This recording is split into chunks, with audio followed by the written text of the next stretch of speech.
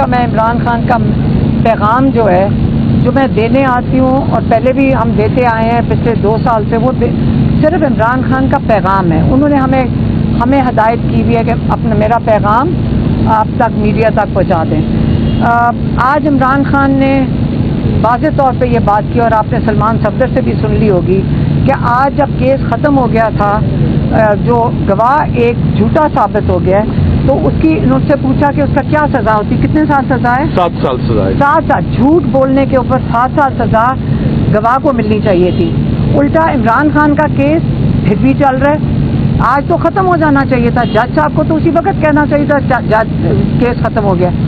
اس پہ عمران خان نے آج کہا ہے کہ اس وقت عمران خان کا ٹرائل سول ٹرائل نہیں چل رہا. اس وقت عمران خان کا ٹرائل ملٹری ٹرائل چل رہا ہے.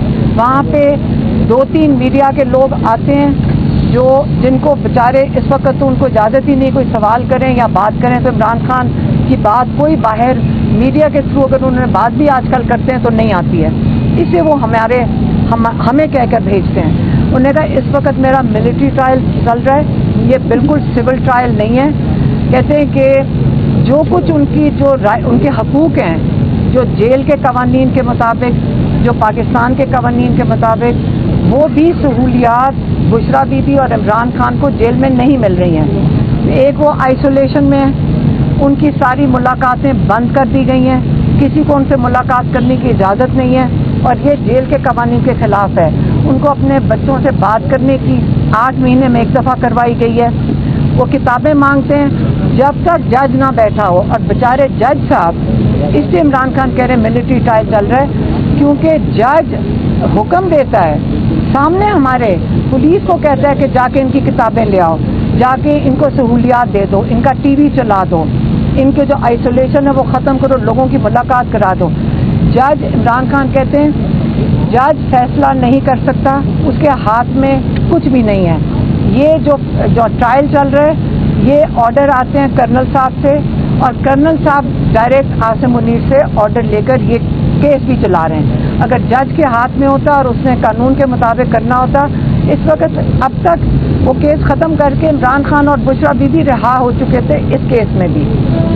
یہ تو پہلا ان کا پوائنٹ تھا کہ اس وقت سارا قانون عاصم لا کے نیچے ہے.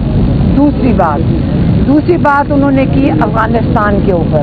انہوں نے کہا جو آپریشن چل رہا ہے، جو ہمارے علاقوں میں آپریشن چل رہا ہے، انہوں نے 3 پوائنٹس بتائے.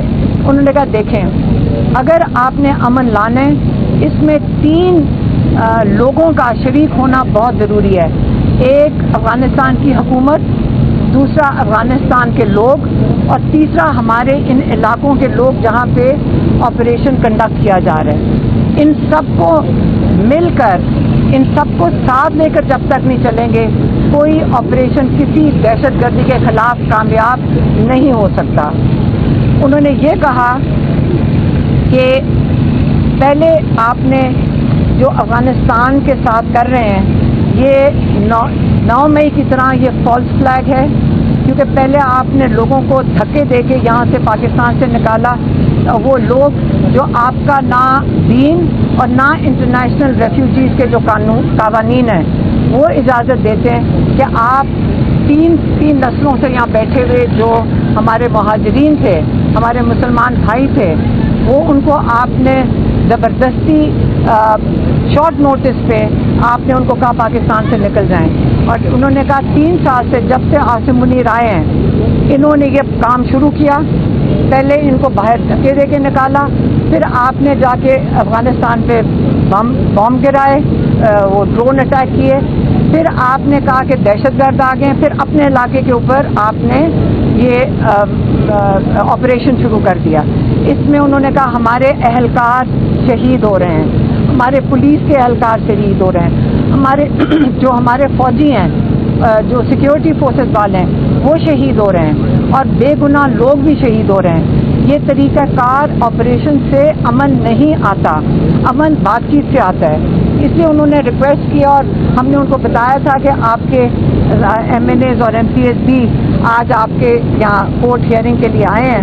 تو انہوں نے کہا میں چاہوں گا کہ سارے کے پی کے ایم این ایز اور ایم پی ایز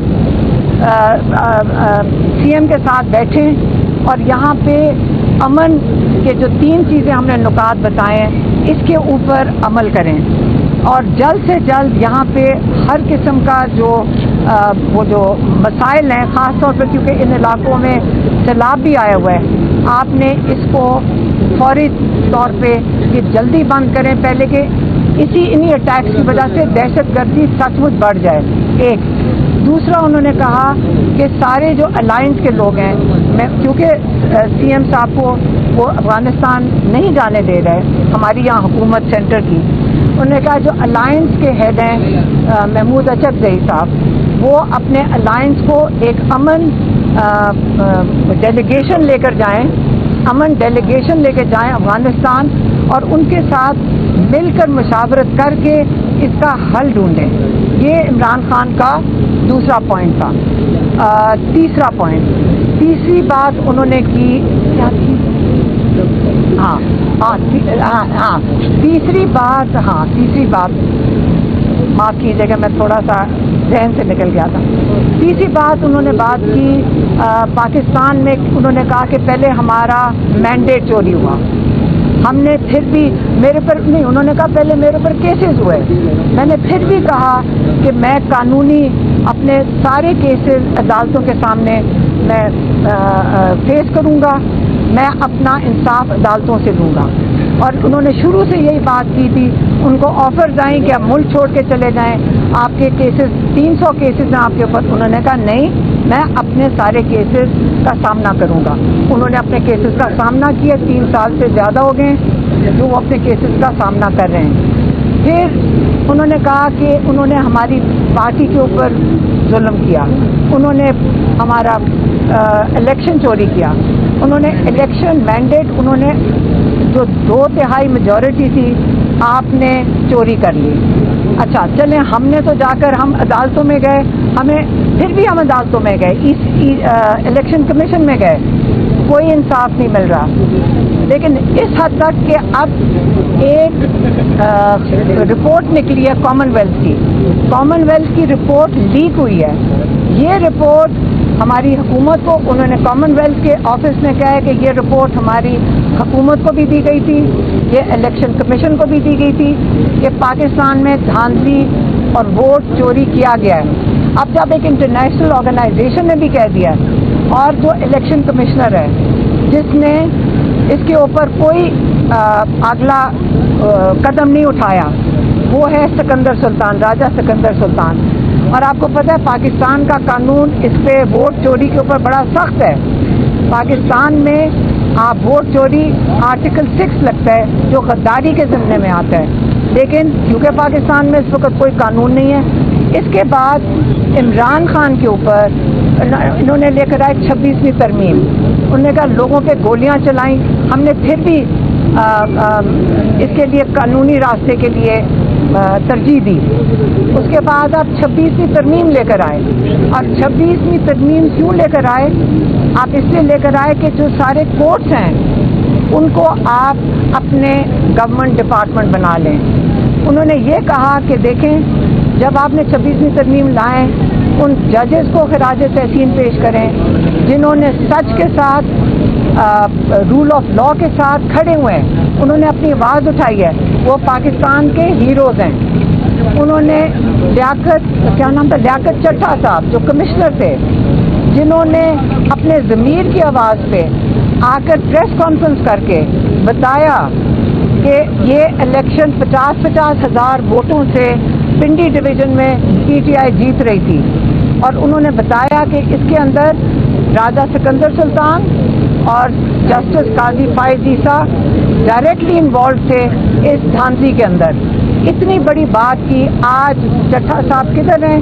چٹھا صاحب کو کہیں انہوں نے بند کر دیا، لیکن یہ پاکستان کے ہیرو ہیں، انہوں نے آواز اٹھائی، انہوں نے یہ نہیں سوچا کہ میرے ساتھ کیا ہوگا۔